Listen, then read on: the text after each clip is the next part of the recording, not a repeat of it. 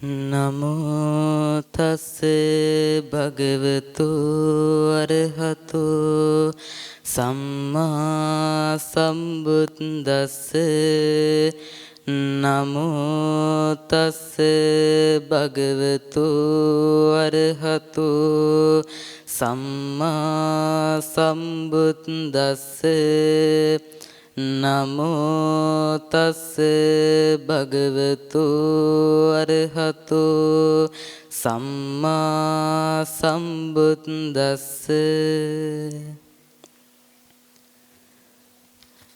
ධර්ම දේශනාව සිදු කිරීමට පෙර ආතුව පළමුව මාගේ ගුරු දේවයාණන් වහන්සේව පාදපත්ම වැඳ නමස්කාර පූර්වකව ගෞරවයෙන් යුක්තව සිහිපත් කොට සිටිනවා. වැඩ සිටින මහා සංඝරත්නයෙන් දවසරයි. කාරුණික වාසනාවන්ත ගුණගරුක පින්වත්නි, පින්වතුන් මේ මොහොතේදී පසුවන්නේ උතුම් වූ ධර්ම දේශනාවක් ශ්‍රවණය කිරීමේ මොහොතයි. ඉතින් මේ පින්වතුන් මේ අවස්ථාවේදී කල්පනා කරන්න ඕනේ, හිතට අදිෂ්ඨානයක් තබා ගන්න ඕනේ. අද මේ කියන ධර්ම දේශනාව මම හොඳින් ශ්‍රවණය කරනවාමයි කියන සිතවිල්ලෙන් යුක්තව අදිෂ්ඨානයෙන් යුක්තව සියලු දෙනාම ශබ්ද නගා සාදුකාරයක් පවත්වන්න. කාරුණික වාසනාවන්ත පින්වත්නි, ඉස්සර කාලෙදී පින්වත්නි එක්තරා විහාරස්ථානයක භික්ෂූන් වහන්සේලා දෙනමක් වැඩ සිටියා. බොහෝම කල්යාණ මිත්‍රත්වයෙන් යුක්තව භාවනා කරමින් සිල්දම් පුරමින් බොහෝම ගුණගරුක ජීවිතයක් ගත කරපු භික්ෂූන් වහන්සේලා දෙනමක් වාසය කළා පින්වත්නි. මේ භික්ෂූන් වහන්සේලා දෙනම කල්යාණ මිත්‍රත්වයෙන් යුක්තව ඒ වගේම දිනපතාම තමන්ට යෙදිලා තියෙන වැඩ කටයුතු ඒ විදිහටම ඉටු කරමින් කාලය ගත කළා. ඉතින් ඔහොම කාලය ගත කරද්දී මේ භික්ෂූන් වහන්සේලා ඉන්න මේ විහාරස්ථානයට එනවා ආගන්තුක භික්ෂුන් වහන්සේ නමක්. මේ භික්ෂූන් වහන්සේ ඇවිල්ලා ඉවර වෙලා අහනවා මේ විහාරස්ථානයේ නතර වෙන්න පුළුවන්ද කියලා. ඉතින් අර භික්ෂුන් වහන්සේලා දෙනමත් කතා වෙලා මේ හාමුදුරුවන්ට එහෙනම් මෙහෙ ඉන්නට ලෑස්ති කරලා දෙමු කියලා කිව්වා. ඊට පස්සේ ඒ ආගන්තුක භික්ෂුන් වහන්සේ නමත් පින්වත්නි මේ විහාරස්ථානයේම වැඩ සිටියා. ඉතින් කොහොම හරි එක් දිනක් ගත වෙලා ගියා. ඉතින් අර භික්ෂුන් වහන්සේ ඒ පන්සලේම ඉන්නවා. ඉතින් අනිත් භික්ෂුන් වහන්සේලා උදෙන්ම අවදි වෙලා පිණ්ඩපාතේ වඩිනවා. ඉතින් අර භික්ෂුන් වහන්සේ නම් පිණ්ඩපාතේ වැඩියේ නැහැ මුලින්. ඒ භික්ෂුන් වහන්සේ ඒ පන්සලට වෙලාමයි වාසය කළේ. කොහොම හරි දින කිහිපයක්ම ගියා. ඉතින් අර ආගන්තුක භික්ෂුන් වහන්සේටත් ආපහු යන්නට හිතකුත් නැහැ. ඉතින් අර භික්ෂුන් වහන්සේලා දෙනමත් කිසිම දෙයක් කිව්වෙත් නැහැ. ඉතින් අර භික්ෂුන් වහන්සේත් අර පන්සලේ හිටපු භික්ෂුන් වහන්සේලා දෙනමත් එක්කලා කාලය ගත කරනවා. ඉතින් කොහොම හරි මේ භික්ෂුන් වහන්සේ ටික අර භික්ෂුන් වහන්සේලා දෙනම වගේ ඒ භික්ෂුන් වහන්සේලා දෙනමත් එක්කලා පිණ්ඩපාතේ වැඩම කරලා ඒ අදාළ වැඩ කටයුතු කරනවා පින්වත්නි. කොහොම හරි ඔහොම ටික කාලය ගත වෙලා යනවා. එහෙම කාලය ගත වෙලා යද්දී අර මේ පන්සලට ආපු ආගන්තුක භික්ෂුන් වහන්සේ ඉන්නවනේ. මේ ආගන්තුක භික්ෂුන් වහන්සේට හිතේ පින්වත්නි තෘෂ්ණාවක් හටගන්නවා. මේ භික්ෂුන් වහන්සේලා දෙනම කොහොම හරි මේ පන්සලෙන් එලවලා දාලා මම මේ පන්සලේ අයිති කරගන්නවා, මේ පන්සල මගේ පාලනය යටතේ කරගෙන යනවායි කියලා අර ආගන්තුක භික්ෂුන් වහන්සේගේ හිතේ සිතවිල්ලක් හටගත්තා. ඉතින් මේ භික්ෂුන් වහන්සේ කල්පනා කළා මේකට මොකක්ද කරන්න ඕනේ කියලා. ඉතින් අර පන්සලේ ඉන්න භික්ෂුන් වහන්සේලා දෙනමත් බොහෝම කල්යාණ මිත්‍ර භික්ෂුන් වහන්සේලා දෙනමක්. ඉතින් එකිනෙකාට කියන දේවල් බොහොම විශ්වාසයෙන් යුක්තව තමයි ඉන්නේ. ඉතින් අර ආගන්තුක භික්ෂුන් වහන්සේ කල්පනා කරා කොහොම හරි මේ දෙන්නව ભેද කරවලා ඉවර වෙලා මේ පන්සලෙන් පන්නලා දාන්න ඕනේ කියලා අර ආගන්තුක භික්ෂුන් වහන්සේ හිතුවා. කොහොම හරි එක දවසක් හවස් වෙද්දි පින්වත්නි මේ භික්ෂුන් වහන්සේලා දෙනමගෙන් වැඩිමහල් භික්ෂුන් වහන්සේ ඉන්න කුටියට යනවා ආගන්තුක භික්ෂුන් වහන්සේ. ඊට පස්සේ ආගන්තුක භික්ෂුන් වහන්සේ ගිහිල්ලා අහනවා අර භික්ෂුන් වහන්සේගෙන් ටිකක් කතා කරන්න පුළුවන්ද කියලා. ඉතින් බොහෝම කරුණාවෙන් යුක්තව අර පන්සලේ හිටපු ඒ වැඩිමහල් භික්ෂුන් වහන්සේ කියනවා කතා කරන්න පුළුවන් කියලා. ඒ වෙලාවේදී අර ආගන්තුක භික්ෂුන් වහන්සේ කියනවා මට කියන්නට දෙයක් තියෙනවා හැබැයි වෙන කාටවත් කියන්න එපා කියලා. ඉතින් කොහොම හරි ඉතින් අර වැඩිමහල් භික්ෂුන් වහන්සේ කිව්වා කමක් නැහැ කියන්නට තියෙන දෙයක් පවසන්න කියලා. ඒ වෙලාවේදී අර ආගන්තුක භික්ෂුන් වහන්සේ අර පන්සලේ හිටපු ඒ වැඩිමහල් භික්ෂුන් වහන්සේට කිව්වා මේ ඔබ වහන්සේත් එක්කලා මේ පන්සලේ ඉන්න අනිත් භික්ෂුන් වහන්සේ කිව්වා ඔබ වහන්සේ දුසිල්වත් ඔබ වහන්සේ හොඳ කෙනෙක් නෙමෙයි. ඉතින් මෙහෙම කිව්වයි කියලා අර ආගන්තුක භික්ෂුන් වහන්සේ කිව්වා. ඒ වෙලාවේදී අර වැඩිමහල් භික්ෂුන් වහන්සේ කිව්වා නැහැ ඒක වෙන්න පුළුවන් දෙයක් නෙමෙයි. එයා කවදාවත් මං ගැන එහෙම කියන්නේ නැහැ. ඉතින් අපි දෙන්න බොහෝම කල්යාණ මිත්‍රත්වයෙන් තමයි කාලය ගත කරන්නේ. ඉතින් අපි කුඩා කාලේ ඉඳන්ම අපි දෙන්නට දෙන්න අඳුරනවා. ඉතින් එයා එහෙම දෙයක් කියන්නට විදිහක් නැහැ කියලා කිව්වා. ඒ වෙලාවේදී කිව්වා අනේ මම මේ කාවවත් තරහ කරන්න නෙමෙයි කියන්නේ. ඉතින් එයා මා එක්කලා කියපු දේ තමයි මම මේ ඔබ වහන්සේට ඇවිල්ලා කිව්වේ. ඉතින් මේ හාමුදුරුවන්ට නම් කියන්න එපා මම මෙහෙම කිව්වයි කියලා. අර ඔබ වහන්සේට කියන්න ඕන හින්දායි මම මේ කිව්වේ කියලා අර ආගන්තුක භික්ෂුන් වහන්සේ කිව්වා. කොහොම හරි මෙහෙම කියලා ඉවර වෙලා මේ ආගන්තුක භික්ෂුන් වහන්සේ ගියා අනිත් භික්ෂුන් වහන්සේ ළඟට. මේ පන්සලේ හිටපු බාල භික්ෂුන් වහන්සේ ළඟට. එහෙම බාල භික්ෂුන් වහන්සේ ළඟට ගිහිල්ලත් මේ භික්ෂුන් වහන්සේ මොකද කරේ? ඇහුවා මට ටිකක් කතා කරන්න පුළුවන්ද කියලා. ඒ වෙලාවේදී භික්ෂුන් වහන්සේත් කිව්වා කතා කරන්න පුළුවන් කියලා.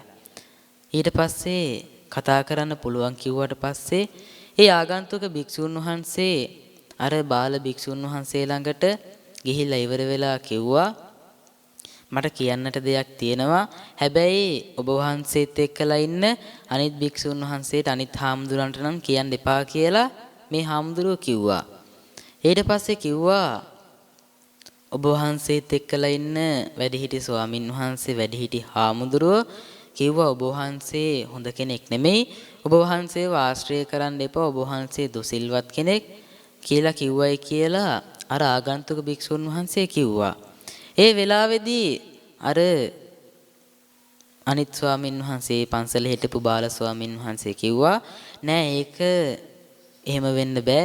ඒ හාමුදුරුවෝ මා එක්කලා කුඩා කාලේ ඉඳන්ම හිටියා. ඉතින් මෙච්චර කාලයක් අපි දෙන්න බොහෝම කල්යාණ මිත්‍රත්වයෙන් යුක්තව අපි මෙච්චර කාලයක් ගත කළා. ඉතින් මේ හාමුදුරුවෝ මං ගැන එහෙම දෙයක් කියන්න විදිහක් නෑ කියලා ඉතින් අර ආගන්තුක අර ඒ හිටපු බාල භික්ෂුන් වහන්සේ කිව්වා. ඒ වෙලාවේදී කිව්වා අනේ නෑ මං අහිතකින් නෙමේ කිව්වේ. ඒ හාමුදුරන්ට නම් කියන්න එපා.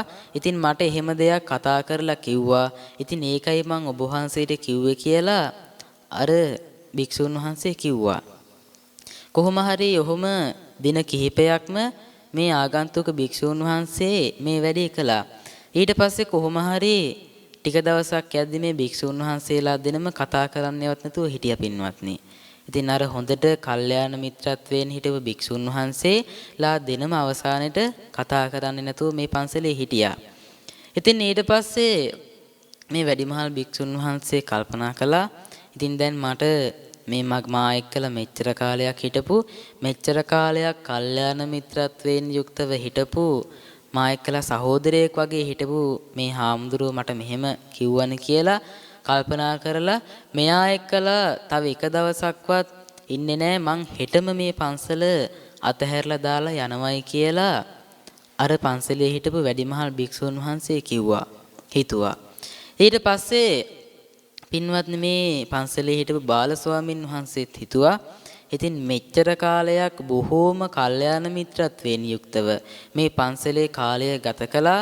හරියට සහෝදරයෝ වගේ කුඩා කාලේ ඉඳන්ම කාලය ගත කළා. ඉතින් මම කීයටවත් හිතුවේ නැහැ සහෝදරයෙක් වගේ හිටපු මේ වැඩිමහල් ස්වාමින් වහන්සේ මට මෙහෙම දෙයක් කියයි කියලා. ඉතින් මන් මෙයත් එක්කලා තව එක දවසක්වත් මේ පන්සලේ වාසය කරන්නේ නැහැ. හෙට උදෙන්ම මේ පන්සල අතහැරලා දාලා යනවයි කියලා අර බාල භික්ෂුන් වහන්සේත් හිතුවා. කොහොම හරි මේ දෙන්නට දෙන්න හැම හිතාගෙන පින්වත්නි පාත්‍රා සිවුරුත් ලෑස්ති කරගෙන පහවදා උදේන්ම පින්වත්නි කාටවත් කියන්නේ නැතුව මේ දෙන්නම මේ පන්සලෙන් යන්නට ගියා. කොහොම හරි අර ආගන්තුක භික්ෂුන් වහන්සේ උදේ අවදි වුණා. අවදි වුණාට පස්සේ පන්සලේ කවුරුත් නැහැ. ඊට පස්සේ ඉතින් මෙයාට බොහෝම සතුටු හිතුණා. මොකද මෙයාට කරගන්න ඕන වෙලා තිබ්බේ අර භික්ෂුන් වහන්සේලා දෙනම ભેද කරවලා ඉවර වෙලා පන්සලෙන් යවන්න. ඉතින් කොහොම හරි දැන් මේ භික්ෂුන් වහන්සේලා දෙනම ගියානේ. ඉතින් මෙයාට ඉතින් බොහෝම සතුටක් හිතුණා. දැන් මේ පන්සලේ තනියෙන් මට වාසය කරන්න පුළුවන් කියලා මෙයා ඉතින් හිතුවා.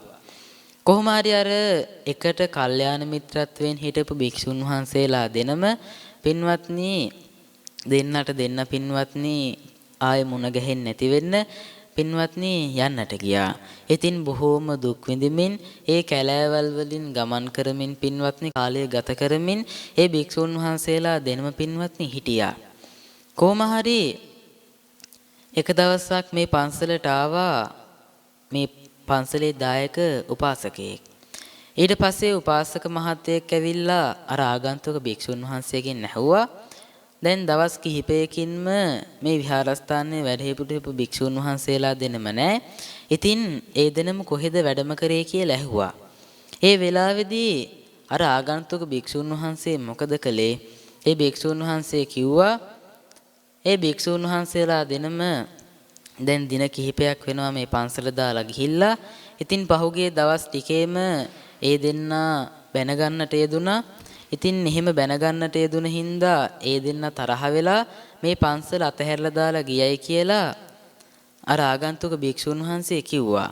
ඊට පස්සේ ඉතින් අර උපාසකයාත් ඉතින් මොකද කිව්වේ? අනේ එහෙනම් ඒ හාමුදුරුවෝ දෙන්න ගියාට කමක් නැහැ. ඔබ වහන්සේ අපිට ඉන්නවනේ. ඔබ වහන්සේ මේ පන්සල බලාගෙන අපිටත් අනුශාසනා කරලා ඉතින් ඔබ වහන්සේ මේ පන්සලේ වැඩ ඉන්න කියලා අර උපාසකයා කිව්වා. එතකොට බලන්න කලින් අර උපාසකයා අර භික්ෂුන් වහන්සේලා දෙනම ගැන බොහෝම ගෞරවයෙන් යුක්තව හිටියා. ඉතින් අර භික්ෂුන් වහන්සේ කියපු දේත් එක්කලා ඒ උපාසකයාගේ හිතේ තිබ්බ අර සිතිවිලි අර හාමුදුරුවෝ දෙන්න ගැන තිබ්බ ඒ හොඳ සිතිවිලි පින්වත් නැති වෙලා ගියා. ඊට පස්සේ ඉතින් අර හාමුදුරුවන්ට කිව්වා එහෙනම් ඔබ වහන්සේ මේ විහාරස්ථානයේ වැඩ ඉන්න කියලා. කොහොම හරි ඔහොම කාලය පින්වත්නි ටික ගත වෙලා ගියා. ඉතින් බොහෝම තෘෂ්ණාවෙන් යුක්තව අර භික්ෂුන් වහන්සේ මේ පන්සලේ පින්වත්නි කාලය ගත කරනවා. එතකොට මේ පින්වතුන් කල්පනා කරලා බලන්න ඕනේ මේ වෙලාවේදී තෘෂ්ණාව ලෝභකම කියන්නේ මොනතරම් දරුණු දෙයක්ද කියලා. එතකොට මේ පින්වතුන් හිතලා බලන්න ඒ තෘෂ්ණාව ලෝභකම හින්දා ඒ පන්සලකට තිබ්බ ඇලීම් හින්දා ඒ පන්සලේ විහාරාධිපතිකම ඒ පන්සලේ ප්‍රධානත්වයේ ගන්න ඕන හින්දා අච්චර හොඳට කාලය ගත කරමින් කල්යාණ මිත්‍රත්වයෙන් යුක්තව හිටපු භික්ෂුන් වහන්සේලා දෙනමක් පින්වත්නි ભેද කරන්නට යෙදුනා. එතකොට මේ පින්වතුන් කල්පනා කරලා බලන්න ඕනේ පැවිදි ජීවිතේත් මේ වගේ දේවල් වෙනවා නම් ගිහි ජීවිතය තුලත් පින්වත්නි මේ වගේ දේවල් සිද්ධ වෙන්නට පුළුවන්. එතකොට කවුරු හරි අපිට දෙයක් කියද්දී ඒ දේ අපි හොඳට කල්පනා කරලා බලලා තමයි පින්වත්නි විශ්වාස කරන්නට ඕනේ. එතකොට මේ පින්වතුන් කල්පනා කරලා බලන්න තෘෂ්ණාව කියන්නේ මොනතරම් දරුණු දෙයක්ද කියලා. පින්වත්නි මම මේ පින්වතුන්ට මේ තෘෂ්ණාව සම්බන්ධව පොඩි කතා පුවතක් පැහැදිලි කරලා දෙන්නම්. ඉස්සර කාලෙදී පින්වත්නි මේ ලෝකයේම හිටියා මන්දාතු කියලා සක්විති රජ කෙනෙක්. මේ මන්දාතු කියන සක්විති රජතුමාගේ කාලේ මිනිස්යන්ගේ ආයුෂ පින්වත්නි අසංකේයයට තමයි පින්වත්නි තිබ්බේ. ඒ කියන්නේ සංඛ්‍යාවකින් දක්වන්න බෑ. ඉතින් මිනිස්සු මැරෙනවද කියලාවත් හොයන්න බෑ පින්වත් මේ කාලෙදී. ඉතින් මේ මන්දාතු කියන සක්විති රජතුමා පින්වත්නි කුමාර අවදියේ විතරක් පින්වත්නි කාලය ගත කරා අවුරුදු 84000ක්. එහෙම අවුරුදු 84000ක් කුමාරාවදියේදී පින්වත්නි ශිල්ප ඉගෙනගෙන අවුරුදු 84000ක් කාලය පුරාවට පින්වත්නි රජකම් කරන්නට යෙදුනා සක්විති රජ කෙනෙක් විදිහට. ඉතින් මේ සක්විති රජතුමා මෙහෙම රජකම් කරද්දී මේ රජතුමාට හිතෙනවා මං මේ විඳින සැප මදි. මට මීට වැඩිය සැප විඳින්නට ඕනේ. මට මීට වැඩිය සැප සම්පත් ඕනේ කියලා මේ මන්දාතු කියන සක්විති රජතුමා කල්පනා කරනවා. මේ මන්දාතු සක්විති රජතුමා ඔහුම පින්වත්නි දින ගණනාවක්ම බොහෝම කනස්සල්ලෙන් යුක්තව කල්පනා කර කර ඉන්නවා. ඉතින් එක දවසක් මේ රජතුමාගේ ඇමති මණ්ඩලයේ රජතුමාගේ මේ රාජ සභාවේ ඇමතිවරු ඇවිල්ලා අහනවා රජතුමාගෙන් රජතුමනි ඔබතුමා දැන් දින කිහිපයක් පුරාවටම මොකක් හරි කල්පනාවක ඉන්නේ. ඉතින් ඔබතුමාට තියෙන ගැටලුව අපිට කියන්න අපිට පුළුවන් විසඳුමක් අපි දෙන්නම් කියලා අර මැති ඇමතිවරු ටික කිව්වා. ඒ වෙලාවේදී මේ මන්දාතු සක්විති රජතුමා කිව්වා මට මේ විඳින සැප මදි. ඉතින් මට මීට වැඩිය සැප සම්පත් ඕනේ කියලා අර සක්විති රජතුමා කිව්වා Tamanගේ මැති ඇමතිවරුන්ට. අනේ ඒ වෙලාවේදී අර මැති ඇමතිවරු ටික කිව්වා අනේ සක්විති රජතුමනි ඔබතුමා මේ මොකක්ද කියන්නේ මේ මුළු පෘථුවිය පුරාවටම රාජ්‍ය කටයුතු කරන්නේ ඔබතුමා. ඉතින් මේ මුළු මනුස්ස ලෝකයේම පාලනය කරන්නේ රජකම් කරන්නේ ඔබතුමා. ඉතින් මේ මනුස්ස ලෝකයේ තුල වැඩිම සැප සම්පත් විඳින්නේ ඔබතුමා. ඉතින් මනුස්ස ලෝකයේ තුල මීට වැඩිය සැප සම්පත් නම් නෑ කියලා අර මැති ඇමතිවරු ටික කිව්වා. එතකොට මේ පින්නතුන් කල්පනා කරලා බලන්න මේ සක්විති රජ කෙනෙක් කියන්නේ මොනතරම් සැප සම්පත් විඳිනවද පින්වත්නි. ඉතින් කොහොම හරි අර මැති ඇමතිවරු ටික ආපහු කිව්වා ඉතින් මනුස්ස ලෝකයේ තුල නම් මීට වැඩිය සැප සම්පත් නැහැ. හැබැයි චාතුරු මහරජකයේ කියන දිව්‍ය ලෝකයේ තුල නම් මීට වැඩිය සැප සම්පත් තියෙනවයි කියලා අර මැති ඇමතිවරු ටික කිව්වා. ඉතින් මේ වෙලාවේදී මේ මන්දාතු සක්විති රජතුමා කිව්වා එහෙනම් අපි ඒ දිව්‍ය ලෝකයේ තුලට ගිහිල්ලා ඒ දිව්‍ය ලෝකයේ තුල සැප සම්පත් විඳිමුයි කියලා කිව්වා.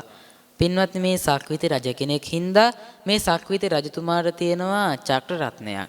ඉතින් මේ චක්‍ර රත්නයේ ආධාරයෙන් සක්විති රජතුමාට පින්වත්නි ඕනම තැනකට යන්න පුළුවන්. ඉතින් මේ සක්විති රජතුමා කරේ මොකක්ද? Tamanගේ චක්‍ර රත්නයේ ආධාරයෙන් චාතුරු මහරජකයේ කියන දිව්‍ය ලෝකයට පින්වත්නි ගියා. එහෙම මේ දිව්‍ය ලෝකයට ගියාට පස්සේ ඒ මන්දාතු කියන සක්විති රජතුමාව ඒ චාතුරු මහරජකයේ කියන දිව්‍ය ලෝකයේ තුල රජකම් කරන ඒ සතරවරම් දෙවිවරු බොහෝම ගෞරවයෙන් යුක්තව පිළිගත්තා. එහෙම පිළි අරගෙන ඉවර වෙලා මේ සක්විති රජතුමාට මේ දිව්‍ය ලෝකයේ තුල ඉන්න පින්වත්නි සැලසුවා. මේ චාතුරු මහරජකයේ කියන දිව්‍ය ලෝකයේ තුල පින්වත්නි පූර්ණායස විදිහට කියන්නේ මනුස්සායස වලින් බැලුවොත් අවුරුදු 90ක්. ඉතින් අවුරුදු 90ක් පුරාවටම මේ මන්දාතු කියන සක්විති රජතුමා මේ චාතුරු මහරජකයේ කියන දිව්‍ය ලෝකයේ තුල සැප සම්පත් විඳිනවා. ඉතින් එතකොට එහෙම සැප සම්පත් විඳින්දී මේ අවුරුදු 90ක් කියන කාලයක් ගියාට පස්සේ මේ මන්දාතු සක්විති රජතුමාට හිතෙනවා මම මේ විඳින සැප මදි මට මීට වැඩිය සැප සම්පත් විඳින්න ඕනේ කියලා කියනවා. ඉතින් මේ රජතුමා බොහෝම කනස්සල්ලෙන් යුක්තව ඉන්නවා. ඉතින් අර සතරවරම් දෙවිවරු ඇවිල්ලා ඇහුවා සක්විති රජතුමනි ඔබතුමා මොකක් හරි කල්පනාවක ඉන්නේ. ඉතින් මොකක් හරි ප්‍රශ්නයක් තියෙනවා නම් කියන්න කියලා කිව්වා. ඊට පස්සේ මේ සක්විති රජතුමා කිව්වා පින්වත්නි අර සතරවරම් දෙවිවරුන්ට මට මේ විඳින සැප සම්පත් මදි මට මීට වැඩිය සැප සම්පත් විඳින්න ඕනේ කියලා අර සක්විති රජතුමා කිව්වා. එහෙම කිව්වට පස්සේ අර සතරවරම් දෙවිවරු කිව්වා ඉතින් චාතුරු මහරජකේ කියන මේ දිව්‍ය ලෝකේ නම් තියෙන්නේ මේ තරම් සැප සම්පත් තමයි. හැබැයි මීට වැඩිය සැප සම්පත් තියෙනවා තව්තිසා දිව්‍ය ලෝකේ නම් කියලා අර සතරවරම් දෙවිවරු කිව්වා. ඉතින් ඊට පස්සේ අර සක්විති රජතුමා Tamanගේ චක්‍ර රත්නයේ ආධාරයෙන් තව්තිසා දිව්‍ය ලෝකයට පින්වත්නි ගියා. ඊට පස්සේ දිව්‍ය ලෝකයේ තුල රජකම් කරන පින්වත්නි සක්‍ර දේවේන්ද්‍රයා බොහෝම ගෞරවයෙන් යුක්තව අර මන්දාතු සක්විති රජතුමාව පිළිගත්තා. ඊට පස්සේ මේ මන්දාතු සක්විති රජතුමාට මේ තව්තිසා දිව්‍ය ලෝකයේ තුල පින්වත්නි වාසය කරන්නට ඒ වැඩ කටයුතු පින්වත්නි මේ සක්‍ර දේවේන්ද්‍රයා සලසලා දීලා ඉතින් මේ දිව්‍ය ලෝකයේ තුල සැප සම්පත් විඳිමින් මේ මන්දාතු කියන සක්විති රජතුමා පින්වත්නි කාලය ගත කරනවා. මේ තව්තිසා කියන දිව්‍ය ලෝකේ පින්වත්නි පූර්ණායස විදිහට කියන්නේ මනුස්සායස වලින් අවුරුදු 3 කෝටි 60 ලක්ෂයක්. ඉතින් මේ මන්දාතු කියන සක්විති රජතුමා සාක්‍ර දේවේන්ද්‍රවරු 37 දෙනෙක් පහළ වෙලා චුත වෙනකම්ම මේ තව්තිසා දිව්‍ය ලෝකයේ තුල සැප සම්පත් විඳ පින්වත්නි. ඒ කියන්නේ අවුරුදු 3 කෝටි 60 ලක්ෂ ඒවා 37ක් යනකම්ම අර රජතුමා පින්වත්නි තව්තිසා දිව්‍ය ලෝකයේ තුල කාලය ගත කළා. ඉතින් එහෙම කාලය ගත කරද්දී පින්වත්නි දැන් මේ සක්විති රජතුමා පින්වත්නි ටික වයසටත් ගිහිල්ලා. ඉතින් එහෙම මේ වයසට ගියපු මේ සක්විති රජතුමා කල්පනා කරනවා ඉතින් මම මනුස්ස ලෝකයේ තුල උපරිම සැප සම්පත් විඳින්නේ සක්විති රජ කෙනෙක්. ඉතින් එහෙම කෙනෙක් වෙලත් මං ඒ දිව්‍ය ලෝකයේ තුල බොහොම සැප සම්පත් වින්දා. ඉතින් මට මෙච්චර සැප සම්පත් ලැබලත් මේවෙන් තෘප්තියක් ලබන්න බැරි වුණා. ඉතින් දැන් මං බොහොම වියෝපත් වෙලා ඉන්නේ. ඉතින් මේ සක්විති රජතුමා කල්පනා කරා දැන් මහලු වෙලා දැන් වයසට ගිහිල්ලා ඉන්න නිසා ආපහු මනුස්ස ලෝකෙට එන්න ඕනේ කියලා මේ රජතුමා කල්පනා කළා. එහෙම මේ රජතුමා කල්පනා කරලා ඉවර වෙලා Tamanගේ චක්‍ර රත්නයේ ආධාරයෙන් ආපහු Tamanගේ මනුස්ස ලෝකේ Tamanගේ ඒ මාලිගාවට පැමිණියා. එහෙම ආවට පස්සේ දැන් මේ සක්විති රජතුමා පින්වත්නි බොහෝම වයසට ගිහිල්ලා ඉන්නේ. ඉතින් දැන් බොහොම මහලු වෙලා ඉන්න නිසා ටික පින්වත්නි කාලය ගත වෙලා මරණයටපත් වෙන දිනයත් උදා වුණා. එහෙම මරණයටපත් වෙන දිනයත් පින්වත්නි උදා වුණාට පස්සේ මේ මන්දාතු සක්විති රජතුමාට අර මැති ඇමතිවරු ඇවිල්ලා කිව්වා සක්විති රජතුමනි මීට පෙර මේ ලෝකේ පහළ වුණු සක්විති රජවරු නම් ඊළඟ රජ පරම්පරාවට මොකක් හරි ආදර්ශයක් දීලා ඒ මිනිසුන්ට ආදර්ශයක් දීලා තමයි මරණයටපත් උනේ. ඉතින් ඔබතුමත් මේ ඇවිල්ලා ඉන්න මිනිසුන්ට මොකක්ම හරි ආදර්ශයක් දීලා මරණයටපත් වෙන්න කියලා අර මැති ඇමතිවරු ටික කිව්වා පින්වත්නි. ඊට පස්සේ අර මන්දාතු සක්විති රජතුමා මොකක්ද කිව්වේ? ඒ මැති ඇමතිවරුන්ට කිව්වා ඊළඟ රජ පරම්පරාවට කියන්න කවදාවත් කිසිම දෙයකට ඕනවට වැඩි ඇලුම් කරන්න එපා. මොකද මම මේ මනුස්ස ලෝකයේ තුල සැප සම්පත් උපරිමයෙන්ම විඳලා ඒ සැප සම්පත් මදි වෙලා චාතුරු මහරජකේ දිව්‍ය ලෝකෙත් පූර්ණායස කාලයක් පුරාවටම සැප සම්පත් වින්දා. ඒ වගේම තව්තිසා දිව්‍ය ලෝකයේ තුල සාක්‍ර දේවේන්ද්‍රවරු 37 දෙනෙක් පහළ වෙලා චුත වෙනකම් මේ දිව්‍ය ලෝකයේ තුලත් මං සැප සම්පත් වින්දා. ඉතින් එච්චර සැප සම්පත් විඳලත් මට ඒ සැප සම්පත් වලින් තෘප්තියක් ලබන්න ඒකෙන් තෘප්තියක් ලබන්න බැරි වුණා. ඉතින් කොච්චර සැප සම්පත් වින්දත් ඒ සැප සම්පත් මට මදි වුණා. ඉතින් ඒකෙන් අපිට තේරෙන්නේ මේ සැප සම්පත් විඳින එකේ පළක් නැහැ. ඉතින් කිසිම දෙයකට වැඩිපුර ඇලුම් කරන්න හොඳ නැහැ. ඒකෙන් අපි තෘෂ්ණාවටපත් වෙලා අපි ටික ලෝභයටම ගිහිල්ලා අපි ටික අපායගාමී වෙන දොරටුව තමයි අපි විවෘත කරගන්නේ. ඉතින් ඒ හින්දා ඊළඟ රජ පරම්පරාවට කියන්න කිසිම දෙයකට ඇලුම් කරන්න එපා. අතහැරීම පුරුදු කරන්න කියලා අර මන්දාතු සක්විති රජතුමා අර මැති ඇමතිවරුන්ට පවසලා ඉවර වෙලා පින්වත්නි මරණයටපත් වුණා. එතකොට මේ පින්වතුන් කල්පනා කරලා බලන්න ඕනේ මේකෙන් අපේ ජීවිතයටත් ගන්න ඕනේ පින්වත්නි කිසිම දෙයකට වැඩිපුර ඇලුම් කරන්න හොඳ නෑ. බලන්න සක්විති රජ කෙනෙක් කියන්නේ මනුස්ස ලෝකයේ තුල උපරිම සැප සම්පත් විඳින තැනැත්තෙක්. එතකොට එහෙම සක්විති රජ කෙනෙක්ට එච්චර සැප සම්පත් තිබිලත් ඒ සැප සම්පත් මදි වුණා නම් ඔබලා වගේ මිනිස්සු අපි වගේ මිනිස්සු මේ වගේ දේවල් වලට ඇලුම් කරොත් අපිට කවදාවත් කිසිම දෙයකට ඇලුම් කරලා ඒවෙන් තෘප්තියක් ලබන්නට ඇති වෙන්නේ නැහැ පින්වත්නි. ඒ වගේ තමයි අර භික්ෂූන් වහන්සේලා වැඩ හිටපු පන්සලේ අර ආගන්තුක භික්ෂූන් වහන්සේත් පින්වත්නි කලේ. අර පන්සලට ඇති වුණු ආසාව හින්දා ඒ පන්සලේ ප්‍රධානත්වය ගන්න ඕන හින්දා විහාරාධිපතිත්වය ගන්න ඕන හින්දා බොහෝම කල්යාණ මිත්‍රත්වයෙන් යුක්තව හිටපු ඒ බොහෝම හොඳින් හිටපු ඒ භික්ෂුන් වහන්සේලා දෙනමත් පින්වත්නි බේද කරන්නට යෙදුණා. ඉතින් කොහොම හරි පින්වත්නි ඔහොම කාලය ගත වෙලා යද්දී අර පන්සලේ හිටපු ඒ පන්සල දාලා ගියපු භික්ෂුන් වහන්සේලා දෙනම පින්වත්නි එකම ස්ථානයකදී පින්වත්නි නැවතත් හමු වෙනවා. ඒ හමු වෙන්න පින්වත්නි මේ භික්ෂුන් වහන්සේලා දෙනම බොහෝම දුක් විඳමින් කාලය ගත කරමින් පින්වත්නි ඇවිදගෙන යද්දී එක්තරා ශාලාවක් තියෙනවා පින්වත්නි. ඒ ශාලාවට මුලින්ම අර වැඩිමහලු භික්ෂුන් වහන්සේ පැමිණිලා පින්වත්නි ගිමන් හරිනවා. කොහොම හරි ටික වෙලාවක් යද්දී පින්වත්නි Taman එක්කලා හිටුපර බාල භික්ෂුන් වහන්සේත් එතෙන්ටම එනවා. ඉතින් කොහොම හරි මේ දෙන්නම මෙතනදී හමු වෙලා ඉතින් කතා කරලා කොහොම හරි දෙන්නට දෙන්න අඳුර ගන්නවා පින්වත්නි.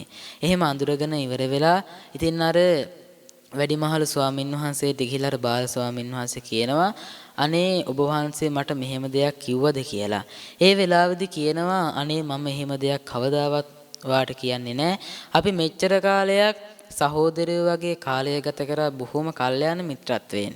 ඉතින් කොහොම හරි නැවතත් මේ භික්ෂුන් වහන්සේලා දෙන්න කතා වෙලා ඉවර වෙලා පින්වත්නි මේ දෙන්න ආපහු පින්වත්නි යහළු වුණා. ඊට පස්සේ මේ භික්ෂුන් වහන්සේලා දෙනමම කල්පනා කරා මේ දෙන්න හිතුවා එහෙනම් අනිවාර්යයෙන්ම අර ආගන්තුක භික්ෂුන් වහන්සේ කරපු උපායක් තමයි මේක. අපි දෙන්න ගැන දෙන්නට බොරු කියලා අපි දෙන්නව ભેද කරලා අපි දෙන්න මේ විහාරස්ථානෙන් පන්න ගන්න ඕන වෙලා තමයි අර ආගන්තුක භික්ෂුන් වහන්සේට තිබ්බේ කියලා අර භික්ෂුන් වහන්සේලා දෙනම කල්පනා කළා. ඊට පස්සේ පින්වත්නි ඒ භික්ෂුන් වහන්සේලා දෙනම නැවතත් කල්පනා කරා. ඉතින් අපි මේ වැඩ හිටපු විහාරස්ථානය ඒක මුල් කාලේ ඉඳන්ම වැඩ හිටි අපි දෙන්න තමයි. ඉතින් නැවතත් අපි දෙන්නයි විහාරස්ථානයට යමු කියලා අර භික්ෂුන් වහන්සේලා දෙනම කතා වුණා.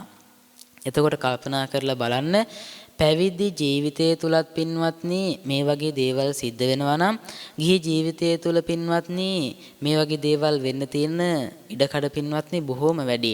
එතකොට අපි කල්පනා කරලා බලන්න ඕනේ කවුරු හරි කෙනෙක් අපිට මොකක්ම හරි දෙයක් කියද්දී ඒ දේ අපේ යහපතටද අපේ අයහපතටද කියලා කල්පනා කරලා හොඳට හිතින් විමසලා බලලා තමයි පින්වත්නි අපි මේ වගේ දේවල් පින්වත්නි කල්පනා කරන්න ඕනේ.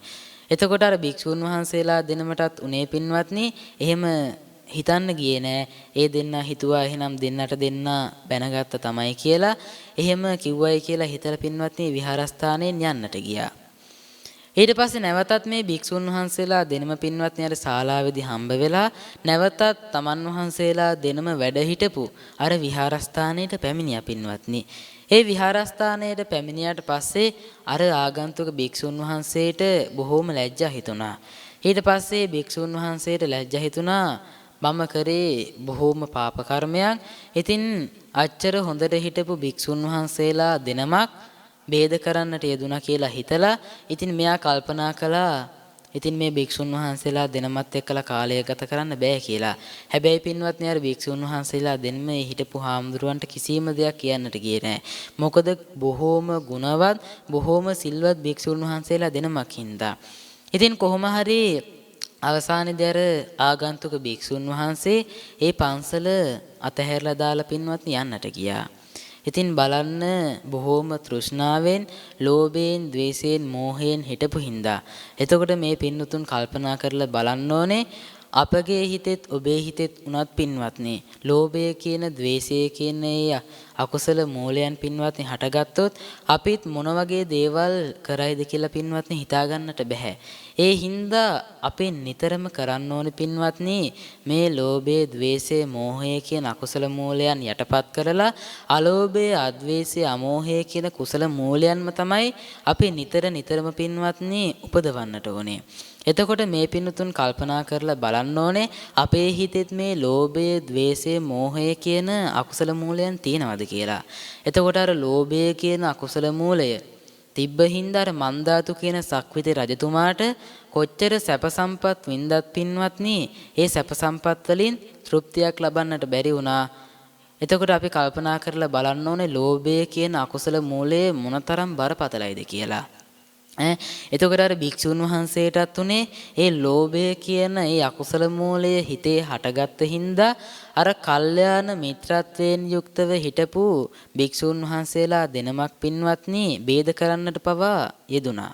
එතකොට අපි කල්පනා කරලා බලන්න ඕනේ අපේ හිතෙත් මේ වගේ අකුසල මූලයන් තිබ්බොත් එහෙම මොනතරම් බරපතලද කියලා අපි මේවා කල්පනා කරලා බලන්නට ඕනේ. පින්වතුන් අහලා ඇති මේ ලෝතර බුදු පියාණන් වහන්සේ ජීවමානව වැඩ ඉන කාලෙදිම හිටියා පින්වත්නි වස්සකාර කියලා ඇමති කෙනෙක්. මේ වස්සකාර කියන ඇමතිතුමා පින්වත්නි බොහෝම මානෙන් යුක්තව බොහෝම ලෝභයෙන්, ద్వේෂයෙන්, මෝහයෙන් කියන මේ අකුසල මූලයන් වලින් පිරිච්ච තැනැත්තෙක් තමයි මේ වස්සකාර කියන මේ ඇමතිතුමා. ඉතින් මේ වස්සකාර කියන ඇමතිතුමා පින්වත්නි කැමති නැහැ කවුරුත් Taman ළඟට ඇවිල්ලා මෙයා මෙච්චර ලස්සනයි මෙයාට මට වැඩිය ධනෙ තියෙනවායි කියලා. පින්වත්නි මේ තැනැත්ත පින්වත්නි බොහෝම අකුසල මූලයන් වලින් පිරිච්ච ජීවිතයක් තමයි ගත කළේ. එතකොට මානය පින්වත්නි කොටස් තුනකට බෙදෙනවා සෙය්‍යමාන, සදිසමාන, හීනමාන කියලා. සෙය්‍යමාන කියලා කියන්නේ පින්වත්නි තව කෙනෙක්ට වැඩිය Tamanව උසස් කරලා පවසනවා. ඒ කියන්නේ අපි හිතමු කවුරු හරි තැනැත්තෙක් ඉන්නවා බොහෝම ලස්සනයි. එතකොට එයාට බොහෝම ධනෙ තියෙනවා. එයාට බොහෝම ඉඩකඩම් තියෙනවා. එතකොට අර සෙය්‍යමාන කියන ඒ මානෙන් යුක්තව ඉන්න තැනැත්තා එතකොට හිතන්නේ එයාට වැඩිය මට ධනෙ තියෙනවා. එයාට වැඩිය මට ඉඩකඩම් තියෙනවා. එයාට වැඩිය මං ලස්සනයි කියලා තමයි ඒ තැනැත්තා හිතන්නේ. එතකොට සදිසමානෙන් යුක්තව ඉන්න තැනැත්තා හිතන්නේ තවත් කෙනෙක්ට Tamanව සමාන කරලා තමයි එයා පවසන්නේ. කවුරු හරි කෙනෙක් හිටියොත් බොහෝම ධනෙ තියෙනවා, බොහෝම ඉඩකඩම් තියෙනවා, බොහෝම රූමත් තැනැත්තෙක් හිටියොත් එහෙම අන්න එයාට සමාන කරලා තමයි Tamanව කතා කරන්නේ. එතකොට හීනමාන කියලා කියන්නේ පින්වත්නි තව කෙනෙක්ට වැඩිය අර වගේම ධනෙ තිබ්බොත් ඉඩකඩම් තිබ්බොත් එයාට වැඩිය මට ධනෙ නැහැ. එයාට වැඩිය මට මං කුලයෙන් පාත්. එයාට වැඩිය මට ඉඩකඩම් නැහැ කියලා තව කෙනෙක්ට වැඩිය Tamanව පහත් කරලා කතා කරනවා. ඉතින් එතකොට මේ වස්සකාර කියන මේ තැනැත්ත පින්වත්නි සෙය්‍යමානයෙන් යුක්තව සිටි තැනැත්තෙක්. එතකොට එයා අනිත් කට්ටියට වැඩිය Tamanව උසස් කරලා කතා කරනවට තමයි එයා කැමති. කොහොම හරි එක දවසක් පින්වත්නි ගිජ්ජකූට පර්වතයේ ඉඳලා ලෞතර බුදු පියාණන් වහන්සේයි මහා කච්චායන මහරහතන් වහන්සේ පින්වත්නි ඒ ගිජ්ජකූට පර්වතයේ ඉහළ ඉඳලා පල්ලෙහාට වැඩම කරන ගමන් හිටියා. ඉතින් එහෙම වැඩම කරන ගමන් ඉද්දි පින්වත්නි ඒ වවට හිටපු මිනිස්සු දකිනවා ලෞතර බුදු පියාණන් වහන්සේවයි මහා කච්චායන මහරහතන් වහන්සේවයි. පින්වත්නි මේ මහා කච්චායන මහරහතන් වහන්සේ කියන්නේ රන්වන් පාටින් බබලන ශරීරයක් තිබ්බ භික්ෂුන් වහන්සේ නමක්.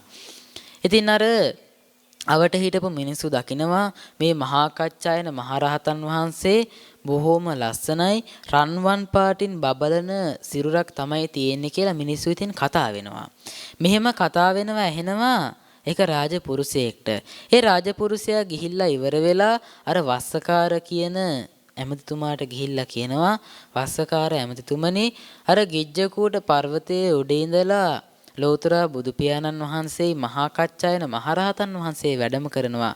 ඉතින් මේ මහා කච්චායන මහරහතන් වහන්සේට රන්වන් පාටින් බබලන ඊටමත් අලංකාර සිරුරක් තියෙනවයි කියලා මිනිස්සු කතා වෙනව ඇහුණයි කියලා කිව්වා.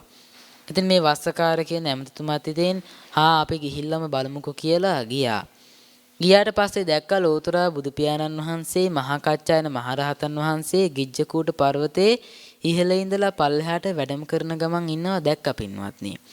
එහෙම දැකලා ඉවර වෙලා අනේ අර වස්සකාර කියන ඇමතිතුමා කිව්වා අනේ මෙයාටද මේ රන්වන් පාටින් බබලන සිරුරක් තියෙනවා කිව්වේ මෙයා හරියට නිකන් වඳුරෙක් වගේනේ කියලා අර වස්සකාර කියන ඇමතිතුමා කිව්වා. ඉතින් නෝක ලෝතුරා බුදු පියාණන් වහන්සේ දිවසින් දැක්කා. ඉතින් දිවසින් ලෝතුරා බුදු පියාණන් වහන්සේ දැක්කට පස්සේ ඒ අවට හිටපු ඒ මිනිස්සුන්ට ලෝතුරා බුදු පියාණන් වහන්සේ කිව්වා වස්සකාර ඇමතිතුමා මහා කච්චායන මහරහතන් වහන්සේගෙන් සමාව ගත්තේ නැත්නම් ඒ කාන්තේන්ම මරණයටපත් වෙලා වඳුරෙක් වෙලා උපදිනවයි කියලා ලෝතුරා බුදු පියාණන් වහන්සේ දේශනා කළා. ඉතින් ඕක කොහොම හරි අර රාජපුරුෂයන්ටත් ඇහිලා ඉතින් මේ රාජපුරුෂය ඇවිල්ලා කිව්වා. ඉතින් මේ වස්සකාර ඇමතිතුමත් දන්නවා ලෝතුරා බුදු පියාණන් වහන්සේ යම් දෙයක් පැවසුවොත් ඒක ඒ විදිහටම සිද්ධ වෙනවයි කියලා මේ වස්සකාර කියන ඇමතිතුමා දන්නවා. හැබැයි දැනගත්තට Tamanගේ හිතේ තිබේ අධික මානය හින්දා ඒ අධික ද්වේෂය අධික මෝහය හින්දා ඒ වස්සකාර කියන ඇමතිතුමා කැමති වුණේ මහා කච්චායන මහරහතන් වහන්සේගෙන් සමාව ගන්න. ඉතින් එයා සමාව ගන්න නැතුව පින්වත්නි හිටියා. ඊට පස්සේ ටික දවසක් ගියාට පස්සේ මෙයා අර රාජපුරුෂයොත් එක්කලා ගිජ්ජකූට පර්වතයේ ආශ්‍රිතව හැමතැනම පින්වත්නි කෙසෙල් හිටවන්නට ගත්තා. ඊට පස්සේ ඉතින් අර මිනිස්සු අහනවා ඉතින් ඇයි මෙච්චර කෙසෙල් හිටවන්නේ කියලා. ඊට පස්සේ කියනවා ඉතින් මම මැරුණාට පස්සේ වඳුරෙක් වෙලා උපදින්නේ ඊට පස්සේ මට කන්න බොන්න දේවල් තියෙන්න එපයි කියලා අර වස්සකාර ඇමතිතුමාම කියනවා. ඉතින් මේ තැනැත්තත් දන්නවා ලෝතුරා බුදු පියාණන් වහන්සේ කිව්ව හින්දා මරණයටපත් වෙලා වඳුරෙක් වෙලා උපදින්නේ කියලා. හැබැයි අර අධික මානයේ හින්දා අර මහා කච්චායන මහරහතන් වහන්සේගෙන් සමාව ගන්නවත් මේ තැනැත්ත කැමති වුණේ නැහැ. ඉතින් කොහොම හරි කාලය ගත වෙලා ගියා. ඉතින් ඔබටත් අපටත් කවදා හරි උරුම වන ධර්මතාවය මරණය කියන ධර්මතාවයට අර වස්සකාර කියන ඇමතිතුමාටත් මුහුණ දෙන්නට සිද්ධ වුණා. ඉතින් කොහොම හරි මේ වස්සකාර කියන ඇමතිතුමා මරණයටපත් වුණා. ඉතින් මරණයටපත් වුණාට පස්සේ අර මිනිස්සුන්ටත් දැන් කුතුහලයක් බුදුහාමුදුරුවෝ නම් කිව්වා වස්සකාර ඇමතිතුමා වඳුරෙක් වෙලා උපදිනවයි කියලා. අපි හරියටම ඒක හිතාගන්නේ කොහොමද? අපි ඒක හරියටම තහවුරු කරගන්නේ කොහොමද කියලා ඉතින් මේ මිනිස්සුන්ට කුතුහලයක් තිබ්බා. ඉතින් ඊට පස්සේ බුදුහාමුදුරන්ගෙන් ගිහිල්ලා ඇහුවට පස්සේ ලෝතුරා බුදු පියාණන් වහන්සේ කිව්වා පින්වත්නි ඕගොල්ලෝ ගිහිල්ලා ගිජ්ජකූට පර්වතය ළඟට ගිහිල්ලා හයියෙන් වස්සකාර කියලා තුන් පාරක් කෑ ගහලා කතා කරන්න කිව්වා. එතකොට වස්සකාර එයි කියලා ලෞතර බුදු පියාණන් වහන්සේ කිව්වා. ඉතින් කොහොම හරි ඉතින් කරලා බලමුකෝ කියලා අර මිනිස්සු ටිකත් ගිහිල්ලා හයියෙන් කෑ ගහලා වස්සකාර කියලා කතා කරා. ඊට පස්සේ පින්වත්නි ඈත ඉඳලා කොහින්දෝ මන්දා වඳුරෙක් පින්වත්නි අර ගස් වලින් පැන මේ මිනිස්සු ඉස්සරහට ඇවිල්ලා හිටියලු පින්වත්නි. ඒ වෙලාවෙත් තමයි මේ මිනිස්සුන්ට හරියටම තහවුරු වුණේ මේ එහෙනම් වස්සකාර ඇමතිතුමා තමයි වඳුරෙක් වෙලා ඉපදිලා ඉන්නේ කියලා තේරුණා පින්වත්නි. එතකොට අපි කල්පනා කරලා බලන්න ඕනේ පින්වත්නි මේ මානය කියන දේ පින්වත්නි මොනතරම් බරපතලද කියලා. මානය කියන මේ අකුසල ධර්මයේ පින්වත්නි අපි කොහොම හරි යටපත් කරන්න ඕනේ. ඔබගේ හිතෙත් අපේ හිතෙත් මානය තියෙනවා. හැබැයි අපි නිතරම උත්සාහ කරන්න ඕනේ මේ මානය ටික පින්වත්නි අඩු කරගන්න. එතකොට මේ ලෝභය, ద్వේෂය, මෝහය කියන මේ අකුසල මූලයන් අපි නිතරම පින්වත්නි අපි අඩු කරගන්නට තමයි යෙදෙන්නට ඕනේ පින්වත්නි. අපි දන් දෙන්න අපේ පින්වත්නි ලෝභය කියන අකුසල මූලය ටික පින්වත්නි අඩු වෙලා යනවා පින්වත්නි. එතකොට එහෙම අඩු වෙලා යද්දි පින්වත්නි මෝහය, මෝඩකම කියන එකත් පින්වත්නි ටික අඩු වෙලා යනවා.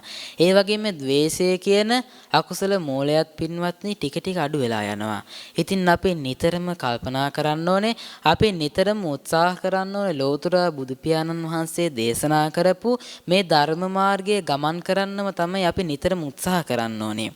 ඉතින් ලෝතර බුදු පියාණන් වහන්සේ දේශනා කළා වගේ උපන් මිනිසා මල් කරුවෙක් මල්දම් රැස් කරන්න යම්සේද එසේම මිනිසුන්ට ලැබෙන හැම මොහොතකම ලෝතර බුදු පියාණන් වහන්සේ දේශනා කළේ පින් රැස් කරන්න කියලා. ඒ මොකද අපි කොච්චර පින් රැස් කරත් පින්වත්නි ඒ පින් වැඩි වෙන්නේ නැහැ. අපි නිතරම කල්පනා කරන්න ඕනේ මල් කරුවෙක් මල් රැස් කරනවා වගේ පින්වත්නි පින් දහම් කරන්න. අපේ ජීවිතේ ලැබෙන හැම මොහොතකම අපි පින්මයි කරන්නට යෙදෙන්න ඕනේ පින්වත්නි. නැත්තම් මෙහෙම අර වස්සකාර ඇමතිතුමාට වුණා වගේ අපේ හිතෙත් මානය තියාගෙන අපි මරණයටපත් වුණොත් එහෙම අර වගේ අපිට ඒ තිරිසන් අපායවල වල උපදින්නට තමයි පින්වත්නි සිද්ධ වෙන්නේ. එහෙනම් මේ පින්වතුන් කල්පනා කරලා බලන්න ඕනේ අද මේ ධර්ම දේශනාවෙන් අපේ ජීවිතයට පින්වත්නි ආදර්ශ ගත යුතුයි. එතකොට අපි හිතා ගන්න ඕනේ මේ ලෝභය, ద్వේෂය, මෝහය කියන මේ අකුසල මූලයන් අපි යටපත් කරනවා. අලෝභය, අද්වේෂය, අමෝහය කියන මේ කුසල මූලයන් ඉස්මතු කරන්නට නිතරම වැඩ කටයුතු කරනවායි කියලා මේ පින්වතුන්ගේ හිතේ අදිෂ්ඨානයක් තියාගන්න ඕනේ.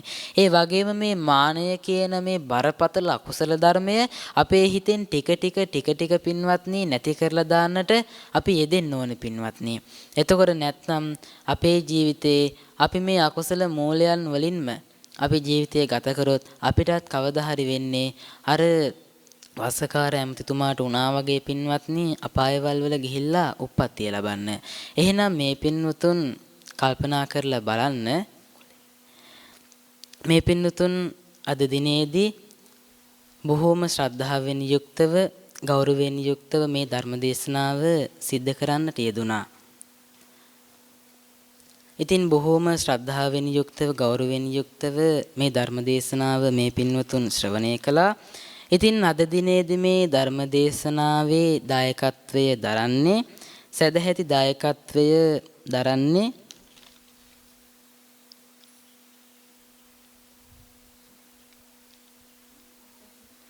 බිරිඳ ලාලනී මාරඹගේ ඒ වගේම රිද්ම සඳමාලි මාරඹගේ ඒ වගේම දුව සහ කලන මාරඹගේ කියන ඒ පුතුණුවන් විසින් තමයි අද දිනේදී මේ උතුම් ධර්ම දේශනාවේ දායකත්වයේ දරන්නේ. ඒ වගේම මේ දායකත්වයේ දරන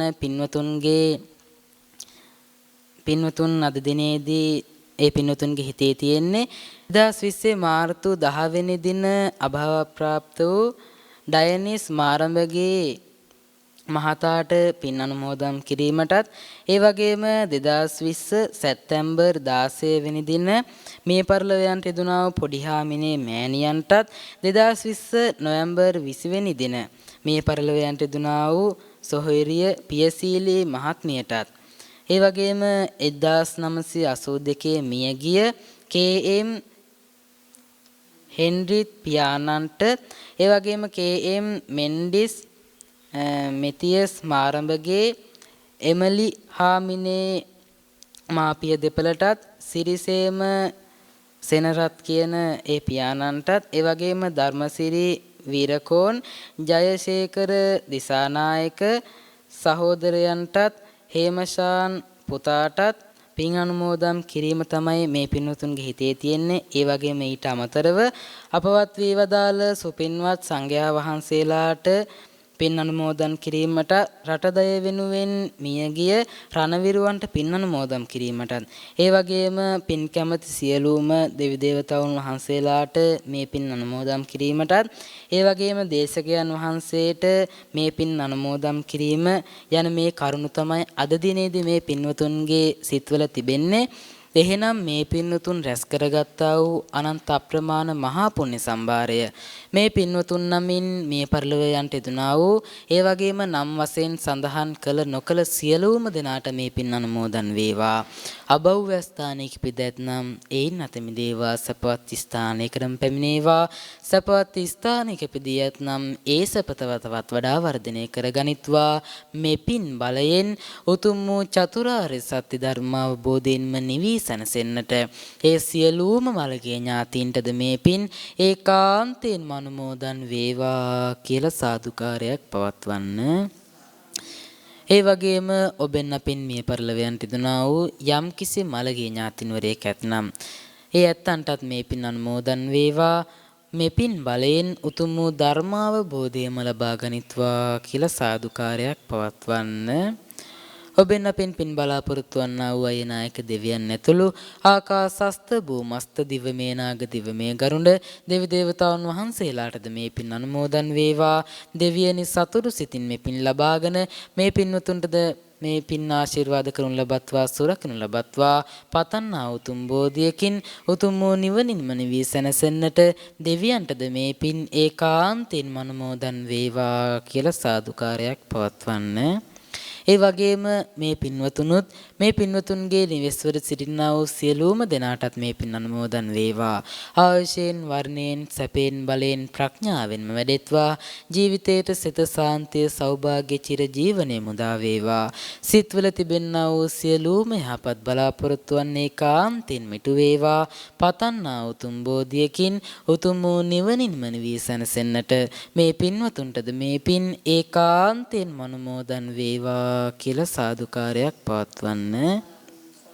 ගාථා කියමින් දෙවියන්ට සහ ඥාතින්ට එකටම පින් අනුමෝදන් කරමු.